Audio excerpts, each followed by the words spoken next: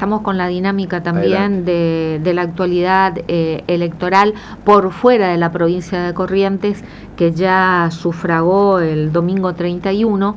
Este fin de semana están la madre de todas las batallas, como algunos denominan, ¿no? Porque seguimos siendo un país centralista, todos los ojos se dirigen a Buenos Aires. Este domingo se realizan las elecciones bonaerenses, legislativas bonaerenses, y lo tenemos en comunicación telefónica al subdirector del Observatorio de Estudios Electorales de la Facultad de Ciencias Jurídicas de la Universidad Nacional de La Plata, que estuvieron trabajando el domingo pasado aquí en Corrientes, y este domingo van a estar trabajando en las elecciones en Buenos Aires. Sebastián López Calendino, ¿qué tal? ¿Cómo te va? Buenas noches. Hola Liliana, ¿qué tal? ¿Cómo estás? Bueno, acá lo interrumpimos la entrevista al médico pediatra Roberto Jaborniski. Estamos con una interferencia. Sebastián, ¿nos escuchás? Yo escucho perfecto, ¿eh? Porque escuchamos voces, por eso... Pues escuchan voces, a ver ahí, dale. Ahí sí. Bueno, lo interrumpimos al doctor Jaborniski, que estábamos hablando de temas de salud pediátrica, para meternos en la actualidad electoral en provincia de Buenos Aires. Van a estar trabajando este domingo, ¿no? El observatorio. Sí, este domingo nosotros tenemos acreditados en toda la provincia de Buenos Aires más de 156 observadores que van a estar en toda la provincia, en todo el territorio provincial. Pero bueno, recordemos que esta es una elección que la provincia de Buenos Aires tiene 135 municipios y tiene habilitados para votar el domingo 14 millones, casi 14 millones. Sebastián. Sea mucho más grande de lo que pudo ser la elección de Corrientes, por ejemplo. Sí, allí se entrecortó un poquito la comunicación. 14 millones de electores, el padrón general de provincia de Buenos Aires. 14.336.000 electores habilitados este domingo para votar. ¿Y qué se elige? Se van a elegir en cada una de las secciones electorales senadores o diputados provinciales, concejales y consejeros escolares. Son boletas que tienen dos categorías. Estas boletas tienen colores, no como en Corrientes, que son en blanco y negro, y también tienen el sistema de boleta múltiple, como tienen en Corrientes, que es con cuarto oscuro y un presidente de mesa afuera con los fiscales. ¿Alguna particularidad en estas elecciones, Sebastián? Tiene la particularidad que por primera vez en mucho tiempo, desde fines de la década del 80, las elecciones se hacen en forma separada de las elecciones nacionales, y eso hace que se tenga que aplicar la ley provincial y no la nacional, no el Código Electoral Nacional. Y tiene muchas particularidades porque la ley provincial es una ley que nació en 1946 y muchas de las cuestiones que son medulares para una elección no se han reformulado, no se han actualizado, porque nunca fue necesario hacerlo, porque siempre en estos últimos 42 años casi siempre se utilizó la normativa nacional. Y ahora, claro, al llegar el día de la elección, uno se va dando cuenta de algunas cuestiones, como por ejemplo, cuestiones que por ahí son básicas para cualquier elección.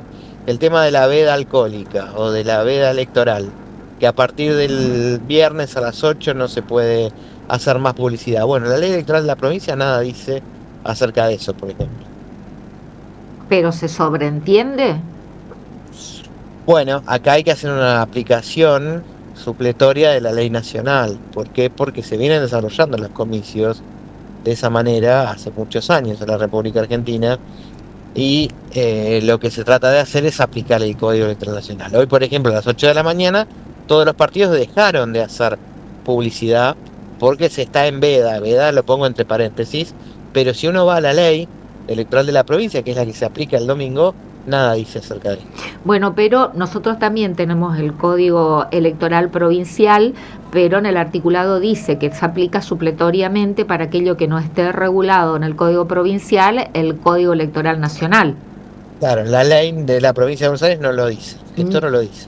Bien, el doctor Jaborniski, médico pediatra, me está haciendo seña que quiere hacerte una pregunta, Sebastián. Sebastián, buenas noches, un placer hablar con vos. Te hago una preguntita, porque el otro día un poco charlábamos en una mesa familiar sobre esto.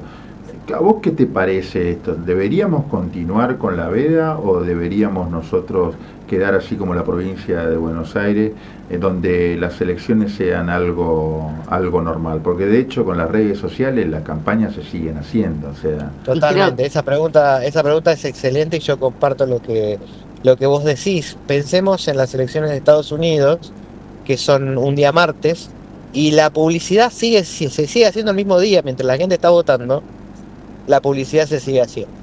Este tema de la veda electoral se hacía para que el elector tenga un momento de reflexión hace muchos años donde, como decís, no existían las redes sociales. Hoy por hoy, tener una veda electoral con la utilización de Twitter, de Instagram, no tiene mucho sentido ya, porque los electores se siguen informando y siguen recibiendo, por ejemplo, noticias. Cuando uno entra a un periódico, saltan los avisos Claro, publicitarios de las digitalmente. elecciones. Entonces por ahí uno se pone a pensar que hoy por hoy, 2025, ya no sería tan necesario este momento de reflexión, porque no se puede, o sea, con los avances de la tecnología y de la comunicación. ¿Lo van a proponer como observatorio electoral precisamente este tema, Sebastián? Nosotros no lo hemos propuesto en ningún informe, pero sí lo hemos hablado en algunos seminarios, pero esto por ahí no, les diría que no está bien visto esto por la Cámara Nacional Electoral. La Cámara Nacional Electoral en esto es muy estricta en la veda electoral, ¿no? Pero no se cumple, en la realidad no se cumple. Y en la realidad, cuando no se cumple y lo puede aplicar las sanciones la Cámara Nacional Electoral, lo hace. Lo que pasa es que la publicidad que uno ve normalmente se hace de servidores en el exterior, entonces no es competente la justicia nacional para poder juzgar, tener competencia sobre estos delitos electorales de violación a la veda. Bueno, pero además en el manejo de una red social como es el WhatsApp, ¿cómo controlas? No, es imposible. Por Es eso. imposible controlar. Es más, Sebastián, te cuento algo. El domingo pasado me fui a almorzar a un restaurante acá en Corrientes, después que habíamos votado, y estábamos con todos mis hijos y pedimos cerveza y nos vendieron la cerveza. O sea, Claro, como algo. Pero a ver, lo mismo que esto que vos pusiste, el ejemplo de los martes de las elecciones en Estados Unidos. Creo que ya hemos transcurrido muchos años donde normalicemos el día de la elección como algo común, sin que, como cualquier lugar, no se tiene el que se emborracha o el que va a hacer algún tipo de disturbio tiene que ser penalizado.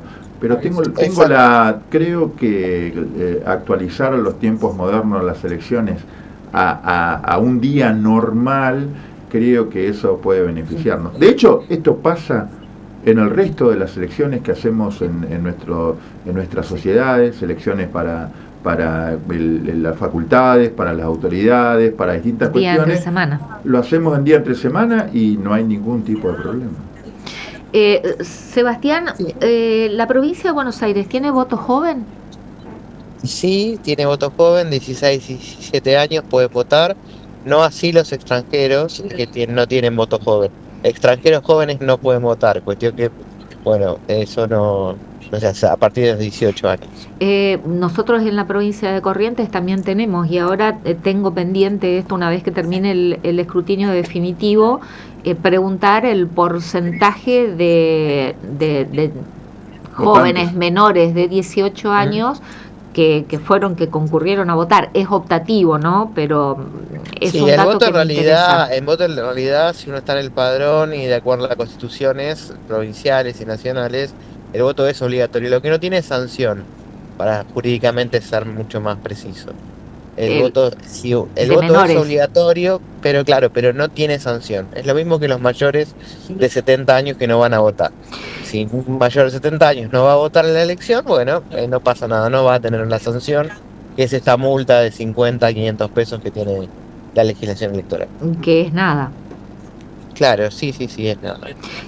Respecto a cuál es el distrito electoral que concentra mayor cantidad de electores en provincia de Buenos Aires, porque todos nos hicimos especialistas en escuchar los medios porteños de hablar del 1, hablar del 3, quién van de candidato. La provincia de Buenos Aires está dividida en 8 secciones electorales, los cuales la primera y la tercera de estos 14.300.000 votos tienen más de 10 millones. En la sección primera y tercera, que son las de lo que es el AMBA en zona norte y el AMBA en zona sur. Por ejemplo, para que se den una idea, La Matanza tiene 1.400.000 electores. La provincia de Corrientes. Solo, que es mucho más que la provincia de Corrientes. ¿Sí? Que toda la provincia, solo en La Matanza. Es decir, la sección electoral 1 y 3 de Buenos Aires definen la elección en la provincia. Sí, no solamente en la provincia, sino bueno, se pone a pensar nacional. en el presidente de la nación. Sí. También. Bueno, pero hay que seguir atentamente lo que pasa y qué municipios implican las secciones 1 la y 3. Primera, porque en realidad no se dice 1 y 3, sino es primera, la primera segunda, y la tercera, cuarta. La primera y la tercera, bueno, por ejemplo, la primera tenemos San Martín, 3 de febrero, Tigre, Pilar, Vicente López, San Isidro, San Fernando, Moreno, Navarro, Las Heras. Eso sería la sección primera, General Rodríguez. La sección tercera, que también tiene 5 millones de electores, abarca La Matanza, Ensenada, Berizo, Lomas de Zamora, Avellaneda, Lanús, Bransen, todo lo que es el conurbano zona sur, Florencio Varela, Berazategui, Quilmes. Bahía Blanca, La Plata, ¿dónde están? La Plata es la sección octava, es la única sección que tiene solo un municipio, que es La Plata, que es la capital de la provincia. Bahía Blanca es la sección sexta, es una de las secciones más grandes territorialmente, cuya ciudad más importante, que tiene más electores, aproximadamente 450.000 electores, es la cabecera de la sección sexta, es la ciudad más importante, pero esta sección, por ejemplo, abarca hasta Patagones, hasta el sur de la provincia de Buenos Aires, o hasta el oeste de la provincia de Buenos Aires, que puede ser, no sé, el municipio de Pellegrini, Saliqueló, Carué. Es extensa en territorio, pero no en concentración de electores. Exacto, tiene mucho menos electores, pero tiene un territorio mucho más grande. Preguntaba puntualmente por Bahía Blanca por las inundaciones que sufrieron, ¿no? Exacto, ahí hay un intendente que en este momento es del Partido Justicialista o del bloque Patria, lo que sería ahora, y es hay un signo de interrogación. ¿Qué es lo que va a pasar en la ciudad después de las inundaciones, ¿no? A ver qué es lo que va a votar Bahía Blanca. Bueno, ¿y qué clima se está viviendo electoralmente, Sebastián, que ustedes observan? Yo creo que lamentablemente va a haber menos cantidad de votantes que en Corrientes. En Corrientes fue una sorpresa, el 70,7%. Yo creo que no. Pero fueron elecciones para gobernador e intendentes, que son distintas. Eso es cierto. Pero acá también hay que pensar que muchos intendentes ocupan lo que se llama listas testimoniales. Los intendentes traccionan mucha mayor cantidad de votos porque es un voto mucho más cercano a la gente. El voto del intendente, del voto del concejal, se conoce mucho más cerca, hay una cercanía mayor y eso también puede ser que se traccione un poco más. Pero de todos modos, uno cuando habla con los electores sí denota una cierta apatía y por ahí no vamos a llegar al porcentaje que se tuvo en Corrientes. Yo creo que va a andar entre el 60 y 65%. De todas maneras va a ser mayor al que el de otras provincias que ya han sufragado. Sí, por ejemplo en Buenos Aires no llegó al 60%, Chaco, Formosa tenía un 64%, Santa Fe. Hay que ver qué es lo que pasa. Roberto.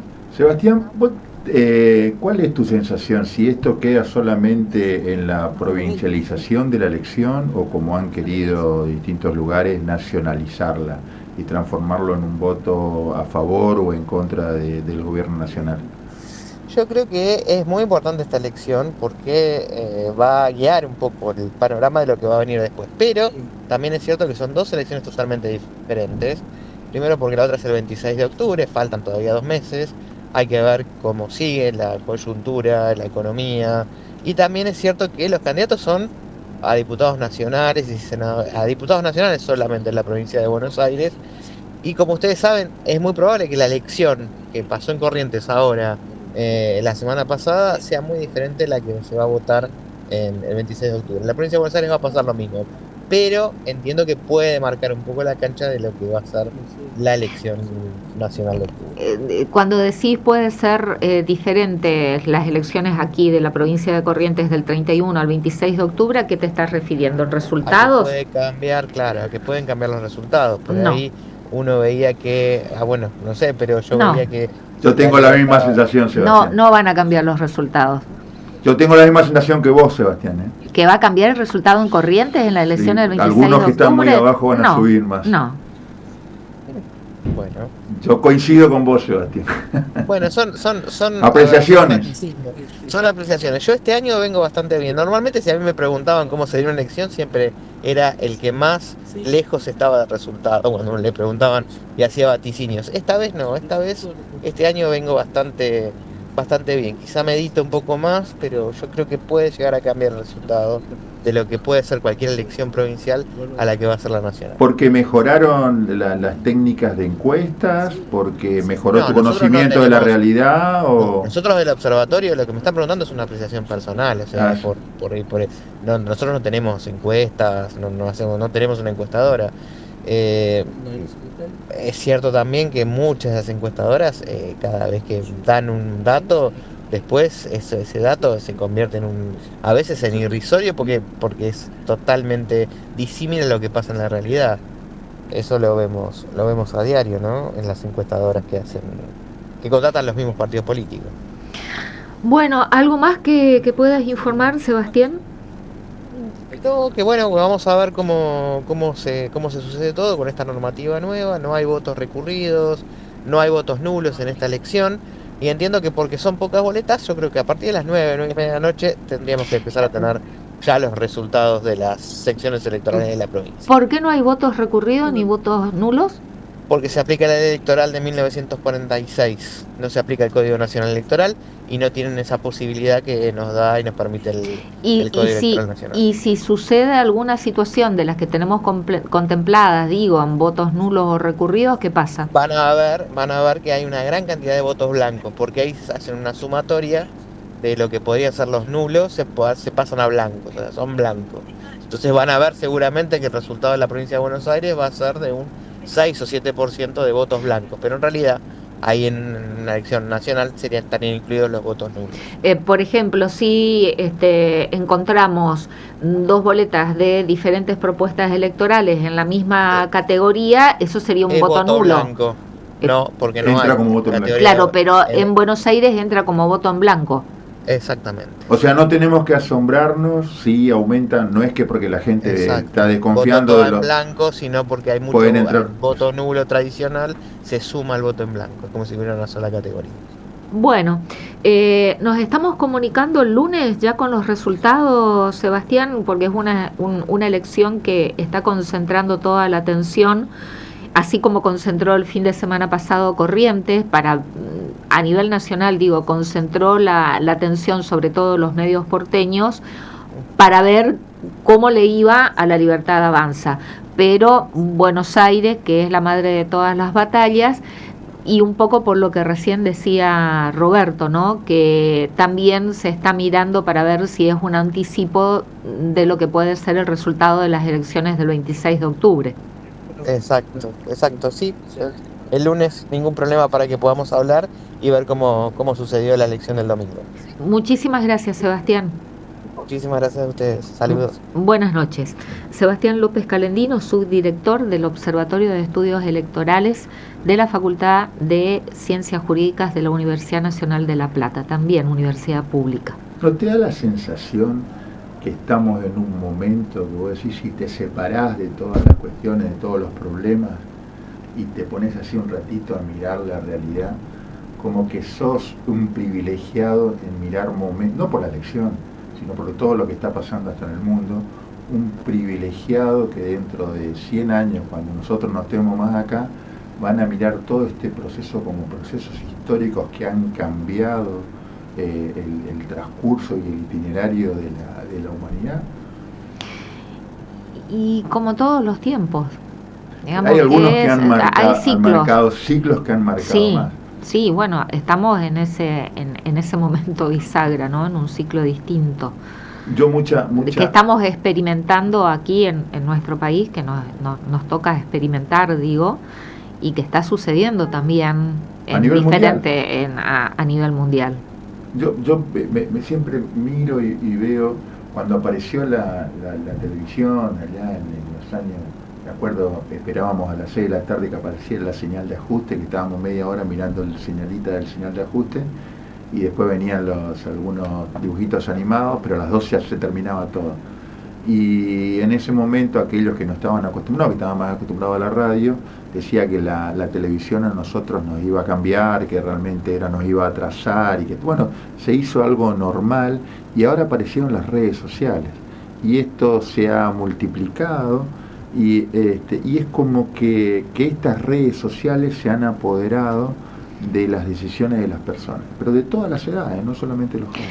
Bueno, hay gran tarea de educación que necesitamos, gran tarea de educar y de concientizar, porque sí es cierto, la penetración que tienen las redes sociales, las plataformas, las tecnologías, no sé si se da de la misma manera en todos los ámbitos, porque por ahí pensamos, nosotros que estamos en el cemento, ¿no? Con conectividad, con tecnología, pensamos que esa es la realidad de punta a punta de la provincia, y no. Entonces, no es la realidad de punta a punta de la provincia, pero en la gran mayoría de los lugares ahora la conectividad es un hecho. No sé si en la gran mayoría. No sé si en la gran mayoría. En la pandemia ya vimos que aquí en la ciudad de Corrientes, en establecimientos educativos de barrios, los docentes tenían este inconveniente con los alumnos, que no todos tenían.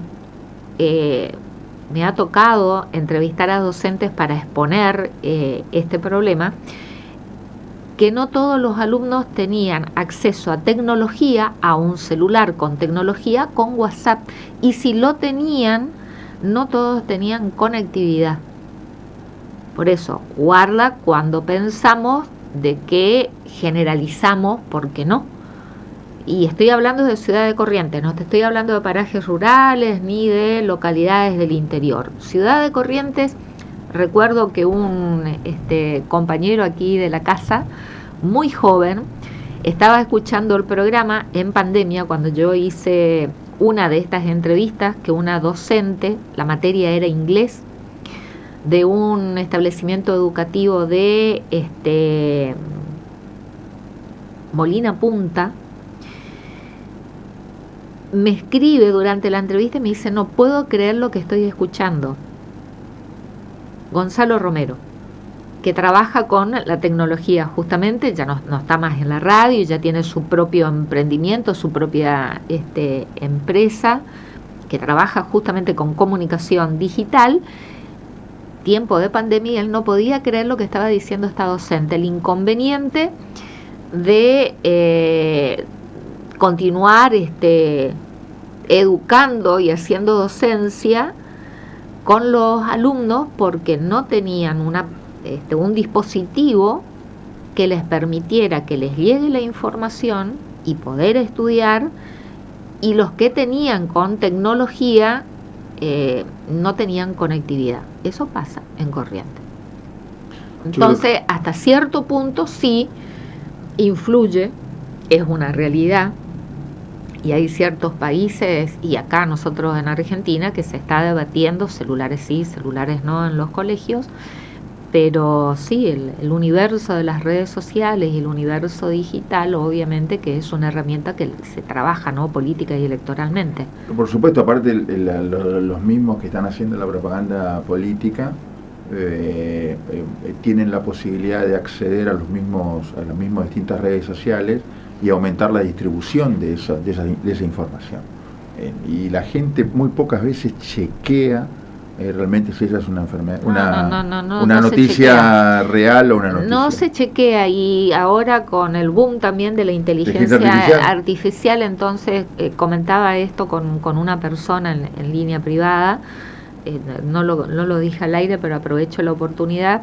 Fue agotador este proceso electoral por la cantidad de mensajes que creo que a todos nos pasó, los que trabajamos en ámbitos periodísticos, de personas que te reenviaban y te preguntaban, esto es cierto, esto es cierto, esto es cierto, de la cantidad de mensajes falsos hechos, por supuesto con intencionalidad, divulgando información falsa, y de tener que estar contestando y diciendo no, es falso, fíjate tal cosa, antes de reenviar o de compartir, antes de que te invada esa ansiedad de decir comparto y darle, ¿no?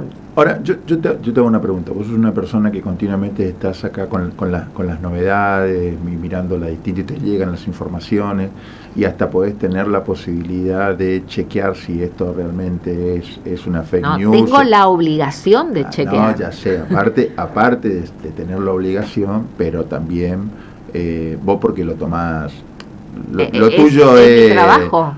Sí, pero lo tuyo es moralmente, lo tenés así y lo has entendido a lo largo de tus jóvenes 15 años, ¿no? De toda la edad que te conozco. Ahora, lo cierto es que a veces no todos lo hacen así, pero vos lo tomás como una responsabilidad, como si fuera una responsabilidad empresaria. Es una responsabilidad. Pero vos lo tomás así, no todo. Ahora, mi pregunta es, ¿por qué...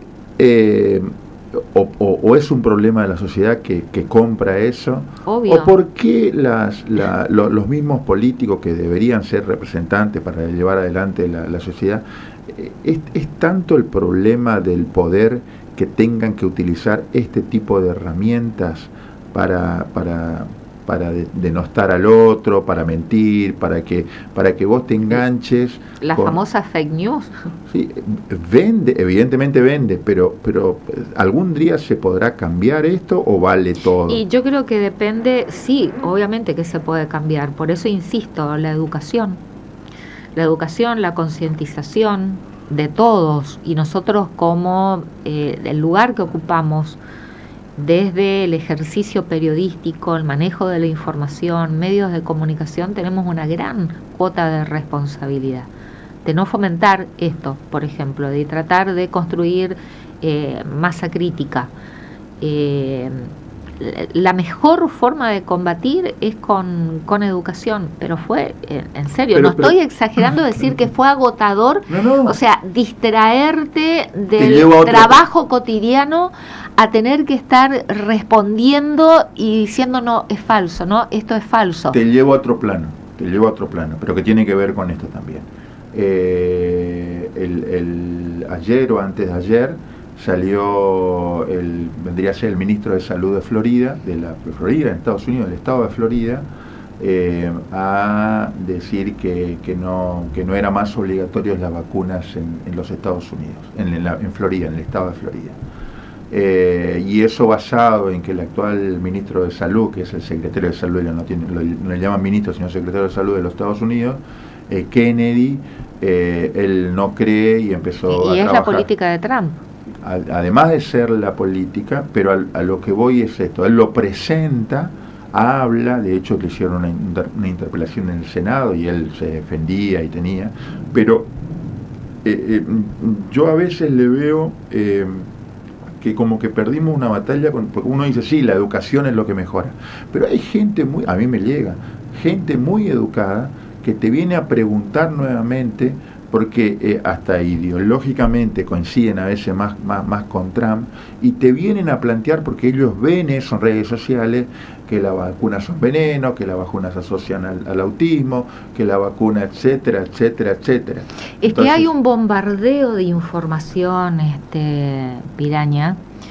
Estamos viviendo en esa era, vos preguntabas, ¿no? El ciclo que estamos viviendo, y lógico, tenemos que convivir con todos estos adelantos y desarrollo tecnológicos y del universo digital que no podemos eludirlo, y hay un bombardeo constante de todo tipo de información, pero además la dependencia que generan en las personas estos aparatitos, que estás en una reunión social y hace de cuenta que no se hablan, no se miran y están pendientes y a lo mejor hasta comunicándose a través del celular y no en la charla cara a cara, mano a mano. Entonces estamos viviendo, está todo estudiado.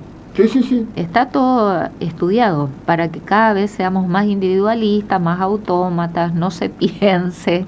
Ahora menos comunidad, menos solidaridad, pero otra vez hay que educar, hay que concientizar. Yo no puedo creer que esto sea no me gustan las teorías conspirativas. Que alguien viene y nos dijo, sí entiendo que hay gente del poder que se beneficia con esto. Es que siempre hay alguien que se va a beneficiar. No digo el poder porque haya esto del establishment, nada problema. Hay personas que hacen plata con esto. Hay personas que hacen dinero con esto. Por supuesto que sí, que detrás de todo esto de todos es lados, el objetivo, el poder financiero. La propaganda política desde hace mucho. Todos somos títeres. Actualmente se ha sofisticado la propaganda política. Política me refiero a no política partidaria, sino política a través de un sentido. A través de la tecnología y las redes cómo sociales. Penetran a través de esta herramienta ahora. A mí sobre todo lo que más me preocupa es, como vos decís, llega un momento que te cansás de pelear y hacer no de pelear, es decir, te lleva tiempo. Porque te distrae, en mi caso, de mi trabajo, que de por sí es exigente, más en un proceso electoral con estas características. No tenemos respiro porque ahora viene Buenos Aires, hay que saber, hay que estar, actualizar la información, después ya viene octubre, y que te lleguen constantemente, o que vos veas en los grupos en que participás, en que comparten una información, y yo me siento con la obligación en ese grupo de intervenir, decir, esto es falso. ¿Por qué? Por esa ansiedad de todo el mundo. Me parece que no leen nada, no chequean y envían. Ni siquiera terminan de leer, ni siquiera prestan atención, que a lo mejor puede figurar un número de teléfono que no es ni siquiera de Argentina, que tiene un prefijo que es de otro país, o el logo de la supuesta institución de la noticia en que envía, que tampoco es de Argentina.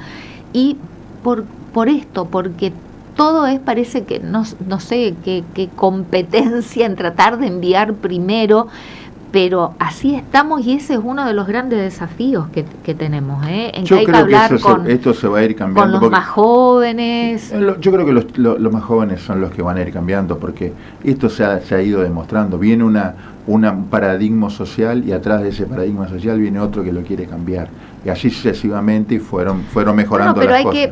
Yo siempre hay digo, chicos que se van a cansar de esto y van a... Hay que poner un freno, suelo decir, no corran detrás de la zanahoria que nos ponen, porque son zanahoria que nos ponen y ahí va todo el malón detrás. No, apretá el freno, pará, pensá.